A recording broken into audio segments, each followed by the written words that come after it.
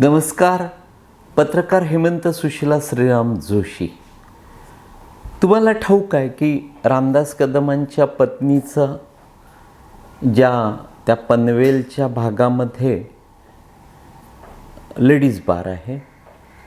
तर त्या ठिकाणी असंख्य बार आहेत, लेडीज बार आहेत. अलीकडल्या 15-20 दिवसात काही डेव्हलपमेंट झाली असतील आणि पोलिसांनी ते बंद पाडले असतील तर भाग वेगळा. पण त्याआधी अगदी मागल्याच महिन्यामध्ये जेव्हा मी त्या रस्त्यावरून येत होतो तर अटल सेतूला लागण्यापूर्वी आधी दोन्ही बाजूला मोठमोठाले, म्हणजे पुण्यात जसे पब्स आहेत तसे या पनवेल भागामध्ये मोठमोठाले अगदी अतिभव्य असे लेडीज बार आहेत.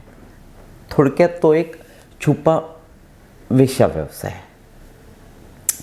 मित्रांनो, या लेडीज बारचं वैशिष्ट्य तुम्हाला माहिती आहे का?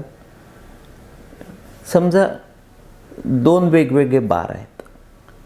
अमुक एखाद्या बारमध्ये एखाद्या दिवशी गर्दी असली आणि त्या मालकाच्या जर लक्षात आलं की अरे आज आपल्याला नाचण्यासाठी 4 पोरी कमी पडत आहेत, तर तो लगेच ज्या ठिकाणी गर्दी कमी आहे तिथल्या बार मालकाला फोन करतो आणि सांगतो की तुझ्याकडल्या 4 मुली आज पाठवून दे. तो लगेच त्या पाठवून देतो. थोडक्यात काय तर दोघेही एकमेकांना मदत करत असतात. ह्या बुवाबाजीचं तसंच आहे. म्हणजे नाणीसच्या नरेंद्रच्या बाबतीमध्ये मी एकदा त्या भागातल्या फार मोठ्या नेत्याला, मी नाव सांगत नाही, तुमच्या त्या लक्षात येईल, त्याला म्हटलं की तुम्हाला माहिती आहे की हा अतिशय बदमाश आहे, तरी तुमचं अगदी उघड त्याला सहकार्य असतं. तर त्या नेत्यानं मला सांगितलं की हेमंतराव, आम्हा दोघांचेही जे व्यवसाय आहेत ते एकमेकांवर अवलंबून आहेत. म्हणजे समजा मी त्याला उघड पाठिंबा दिला की त्याचे जे सगळे फॉलोअर्स आहेत, राज्यातून त्याचे फॉलोअर्स येतात, विशेषतः आमच्या जिल्ह्यामध्ये, माझ्या मतदारसंघामध्ये अनेक त्याचे फॉलोअर्स आहेत. तर ते निवडणुकीच्या वेळी किंवा जेव्हा मला त्याची गरज असते तेव्हा मी त्याला सांगतो नरेंद्र महाराजला, तो निरोप देतो कानोकानी आणि मग ती सारी मतं मला पडतात. मी त्याला विरोध करत नाही, त्यामुळे माझेही कार्यकर्ते त्याच्याकडे बिनधास्त जातात आणि तो बिनदिक्कतपणे त्याची बुवाबाजी करत राहतो. हे लेडीज बारसारखं. या जेवढे आपल्या राज्यातले जे बुवा आहेत ते याच पद्धतीनं त्यांचे राजकीय संबंध असतात, त्यामुळेच ते जपले जातात. पण कधीतरी याला अपवाद पण असतो. म्हणजे सिन्नर हा माणिकराव कोकाटेंचा मतदारसंघ. मला 100% माहिती आहे की माणिकराव कोकाटेंच्या मतदारसंघामध्ये हा अशोक खरात, त्याचं मंदिर, त्याचं सारं काही तिथे प्रॉपर्टीज असूनही, त्याचा तो दबदबा, अनेक त्याला भेटायला येणारे, ते सारं तिथे असूनही माणिकराव कोकाटेनं त्याला कधीही भीक घातली नाही.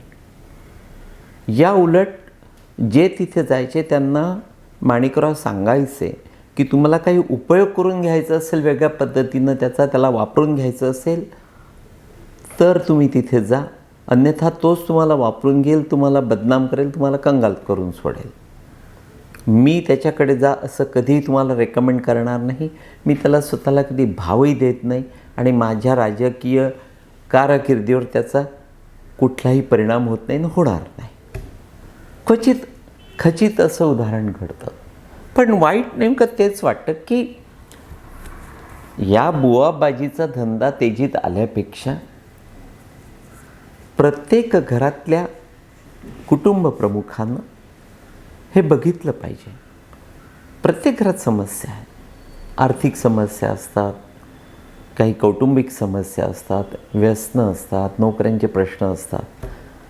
त्या दृष्टीनं तुम्हाला मी सांगितलं की सरळ ज्या परमेश्वरावर आपली भक्ती आहे त्या परमेश्वराची भक्ती करून मोकळ्या. पण आपल्या घरातल्या विशेषतः तरुण स्त्रिया किंवा स्त्रिया ज्या हमखास गंडवल्या जातात, लुटल्या जातात, सर्वार्थानं लुटल्या जातात, त्यांना कृपया या बुवांकडे किंवा त्यामध्ये केवळ भोंदू महाराज आहेत असं नाही, तर भोंदू जसे पुरुष आहेत तसे स्त्रिया देखील आहेत. अगदी ठाणे जिल्ह्यापासून मुंबई शहरापासून कितीतरी स्त्रिया भोंदूगिरी करतात. उभ्या राज्यात प्रत्येक जिल्ह्यात हे भोंदू स्त्री पुरुष आहेत जे देवाच्या रूपानं तुम्हाला सामोरं जातात. कृपया विशेषतः संघानं आणि भारतीय जनता पक्षानं यांना ज्या पद्धतीनं डोक्यावर घेतलं आहे, मला नाही वाटत की भारतीय जनता पक्षाला संघाला यांच्यावर अवलंबून राहण्याची गरज आहे. त्याऐवजी सामान्य माणूस आणि परमेश्वर यांच्यामधला जो दुवा असतो तो असतो सद्गुरू. कलावती आई असतील, गजानन महाराज असतील, या पद्धतीचे. तर जे सद्गुरू आहेत त्या सद्गुरूंना शरण जा, किंवा असे सद्गुरू संघ भारतीय जनता पक्षानं निर्माण करायला पाहिजे. त्यांना सहज शक्य आहे. ते जर प्रचारक निर्माण करू शकतात तर कीर्तन प्रवचनाच्या माध्यमातून, अध्यात्माच्या माध्यमातून ते असे प्रत्येक जिल्ह्यात देशभर सद्गुरू निर्माण करू शकतात. त्या पद्धतीच्या चांगल्या सद्गुरूंचं पीक आलं तर उत्तम आहे. परंतु जे ढोंगी आहेत, जे बदमाश आहेत, या पद्धतीच्या या बुवाबाजीला त्यातले स्त्री आणि पुरुष त्यांना डोक्यावर घेणं एकंदरच खूप वाईट प्रकार आहे. आणि त्यातून आपल्या हिंदूंचं मोठं नुकसान होत आहे. आणखी आश्चर्य म्हणजे की केवळ हिंदूंमध्ये सद्गुरू आहे असे नाही, तर काही बुवाबाजी ख्रिश्चनांमध्ये आहे. मोठ्या प्रमाणावरची बुवाबाजी मुसलमानांमध्ये आहे. आणि या ख्रिश्चनांकडे, मुसलमानांकडे पुन्हा तेच हिंदूच अधिक मोठ्या प्रमाणावर जातात आणि लुटल्या जातात. तुम्ही बघा, गावोगावी माहिती घ्या, मुसलमानांमधले कितीतरी तुम्हाला या पद्धतीची बुवाबाजी करणारे दिसतील आणि त्यांच्याकडे देखील रांगा लागलेल्या असतात. कृपया त्या बाबतीमध्ये सावधगिरी पाळणं गरजेचं आहे. आता दुसरा आणखी एक महत्त्वाचा मुद्दा तुम्हाला सांगायचा आहे की जे मला नेमकं सुरुवातीला वाटत होतं तेच घडलेलं आहे. पण जे उद्धव ठाकरे आणि राज ठाकरे जेव्हा एकत्र आले तेव्हा राज्यामध्ये, विशेषतः मराठी माणसांमध्ये आनंदाचं वातावरण निर्माण झालं होतं. पण लबाडा घरचं आमंत्रण त्या पद्धतीनं मी त्याकडे बघितलं. मला ठाऊक होतं की राज ठाकरे नको त्या ठिकाणी अनेकदा इमोशनल होतात आणि स्वतःचं मोठं नुकसान करून घेतात.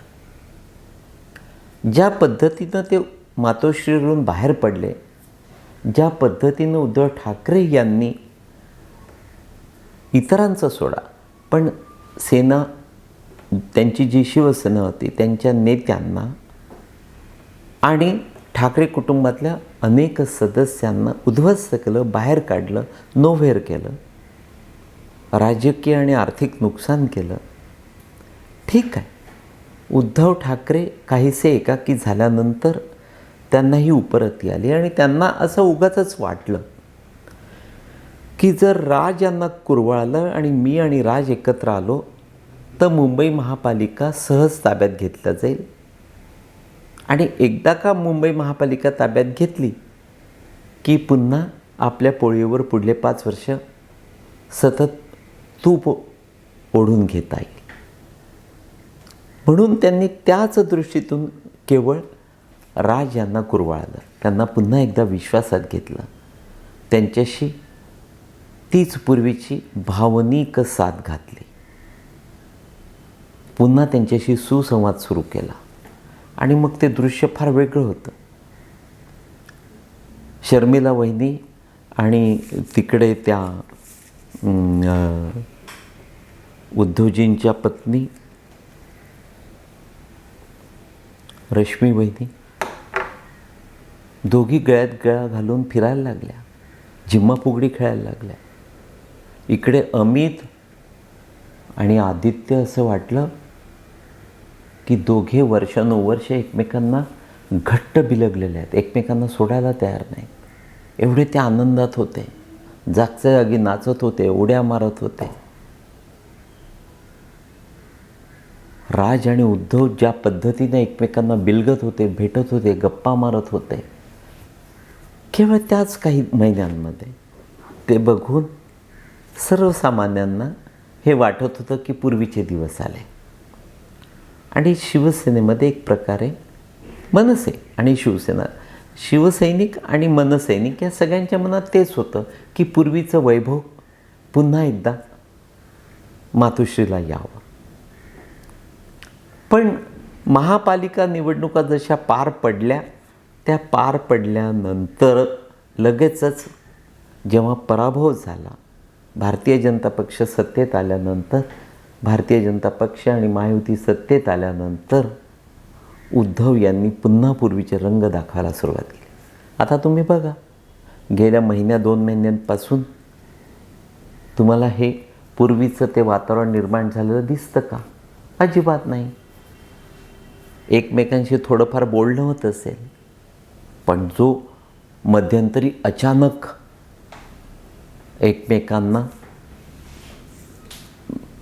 एकमेकांविषयी प्रेम उत्पन्न झालं होतं, उफाळून वर आलं होतं, आता पुन्हा ते काहीही नाही. एखादी घटस्फोटीत बायको नवऱ्याला भेटली की 15 दिवस, महिनाभर तो तिला खूप बिलगतो, मजा मारतो. पण पुन्हा एकदा त्याला त्यांचे पूर्वीचे भांडणं आठवले की ते वेगळे होतात, एकमेकांकडे पाठ फिरवून निघून जातात. तेच नेमकं झालं आहे, त्याच पद्धतीचं झालं आहे. तो पुढला जो मध्यंतरीचा कोणताही स्नेह नाही. तुम्हाला आदित्य आणि अमित किंवा शर्मिला वहिनी, रश्मी वहिनी असं काहीही कुठेही तो जो ऋणानुबंध, स्नेहबंध आहे तो दिसत नाही.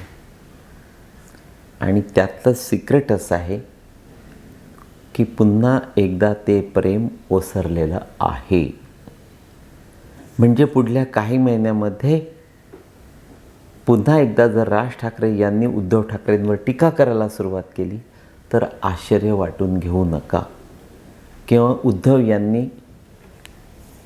जर पाठीत त्यांच्या खंजीर खुपसून एखादा निर्णय घेतला तर मला त्यात आश्चर्य वाटणार नाही आणि ते नेमकं आणि नक्की घडणार आहे. पण मला असं वाटतं की उद्धव यांनी ज्या पद्धतीनं भारतीय जनता पक्षाशी यावेळी जवळीक निर्माण केलेली आहे, ती जवळीक त्यांनी कंटिन्यू करावी, आपल्या नेहमीच्या स्वभावाला मुरड घालावी. राज, उद्धव आणि भाजपा हे कॉम्बिनेशन उत्तम असेल. कधीतरी सरळ मार्गी राजकारण करायला हरकत नाही. उद्धव यांनी त्या पद्धतीचे निर्णय घेतले तर ते 100% त्यांना राजकीयदृष्ट्या सुगीचे दिवस येतील. पण ते घडेल असं वाटत नाही. विश्वासाचं वातावरण नाही. राज ठाकरे यांची पुन्हा एकदा भावनिक फसवणूक झालेली आहे. तेवढेच मित्रांनो, नमस्कार.